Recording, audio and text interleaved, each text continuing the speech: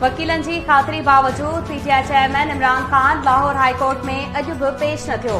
अदालत इमरान खान खे शाम 5 वॻे ताईं पेश थियण जो हुकुम ॾेई छॾियो। अदालत चयो त इमरान खान 5 वॻे ताईं पेश न थियो त इमरान खान ख़िलाफ़ तौहीन अदालत जी कार्रवाई शुरू कई वेंदी। अदालत इमरान खान जी हिफ़ाज़ती ज़मानत वारी दरख़्वास्त ते 2 वॻे पेश थियण जो हुकुम ॾिनो हो। गुज़िरियल हफ़्ते बि अदालत इमरान खान खे मोहलत ॾिनी हुई।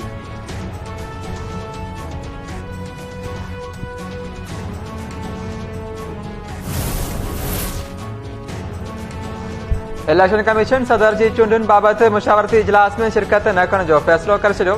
चीफ इलेक्शन कमिश्नर सदारत हेठि इलेक्शन कमीशन जो अहम इजलास चूंडुनि जे हवाले सां गौर वीचार। सदर खे ॿीहर ख़त लिखी इजलास में शिरकत करण खां माज़रत करे छॾी। इलेक्शन कमीशन चयो आहे सदर खे ख़त जो जवाब ॾेई चुका आहियूं। चूंडुनि वारो मामिलो अदालतुनि में हली रहियो आहे। सदर जी मशावरती अमल जो हिसो न बणिजंदासीं।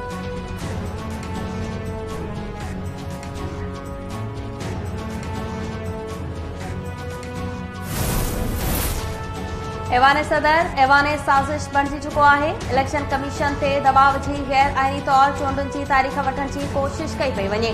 वफ़ाक़ी वज़ीर मरियम औरंगज़ेब चयो आहे त आरिफ अलवी आइन सां हथ चुरांद कई त सदर न रहंदो। आइन जी भञकड़ी थी त आर्टिकल 6 लागू थींदो। घर वज़ीर राणा सनाउल्लाह चयो त सदारती ऑफिस खे ब्लैक मेलिंग जो अॾो न बणायो वञे। इलेक्शन जी तारीख़ ॾियण या न ॾियण सां सदर जो को बि वास्तो न आहे।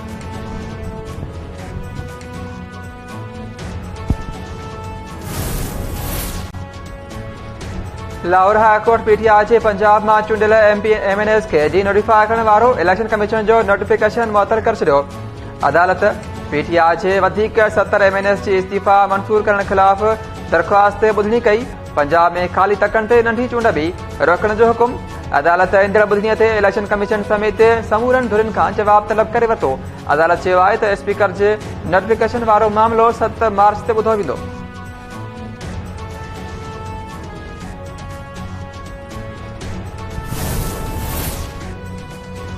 इमरान हुकूमत जी पॉलिसी दहशतगर्दन खे ख़ुशि करण लाइ हुई। इमरान दहशतगर्दन सां गैर मशरूत ॻाल्हियूं कयूं। इमरान जी पॉलिसीअ ते नई सिविलियन ऐं अस्करी क़यादत फुल स्टॉप लॻाए छॾियो आहे। पढ़ई वज़ीर बिलावल भुट्टो ज़रदारी चयो आहे त असां पंहिंजी सरज़मीन ते दहशतगर्दन जो मुक़ाबिलो कंदासीं, पोइ हिते न हटंदासीं।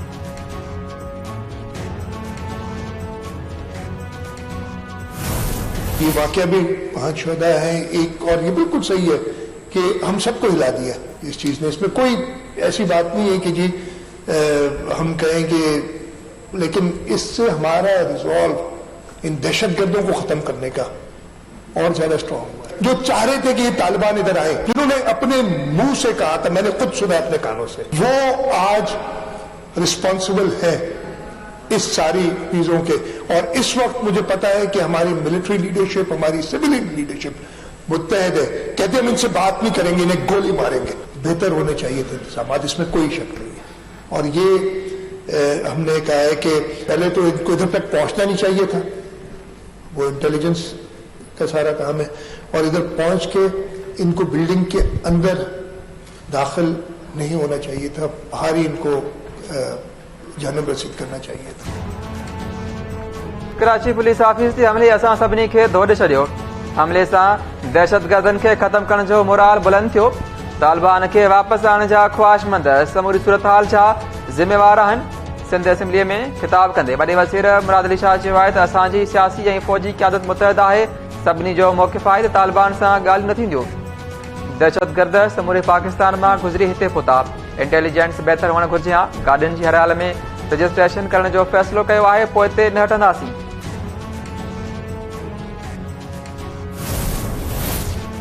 पीटीआई चेयरमैन इमरान खान जो ऑडियो ऐं वीडियोस लीक थियण वारे मामले ते चीफ जस्टिस ऐं सुप्रीम कोर्ट जे जजिस खे ख़त। गुज़िरियल साल अक्टूबर में दाख़िल आईनी दरख़्वास्त खे फौरी तौर ॿुधणीअ लाइ मुक़रर करण ऐं शहरनि जे राज़दारीअ वारे हक़ जे तहफ़ुज़ लाइ क़दम खणण जी इस्तदा।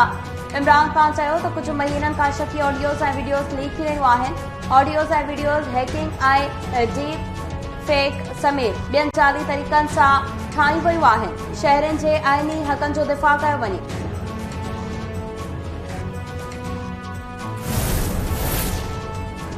गिरफ़्तारी खां अॻु ज़मानत जी दरख़्वास्त बदनीयती ते ॿधल केस में दाख़िल कराए सघिजे थी।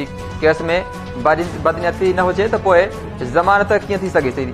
सुप्रीम कोर्ट जे जस्टिस काज़ी फ़ाइदी साजा ज़मानत वारी दरख़्वास्त ॿुधण दौरान रिमार्क से जस्टिस काज़ी फ़ाइदी सा चयो त असांखे कहाणी न पर कानून खे ॾिसणो आहे। सुप्रीम कोर्ट क़त्ल केस जो जवाबदार जी ज़मानत वारी दरख़्वास्त वापसि वठण ते रद्द करे छॾी।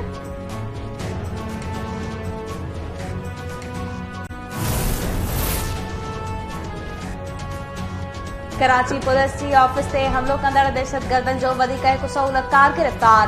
कानून लागू कंदड़ इदारनि ICTD अजमेर नगरी में गॾियल कार्रवाई करे सहूलतकार खे गिरफ़्तार कयो। गिरफ़्तार सहूलतकार जांच लाइ अणॼातल हंधि मुंतक़िल। केस में 10 मुबैना सहूलतकार गिरफ़्तार थी चुका।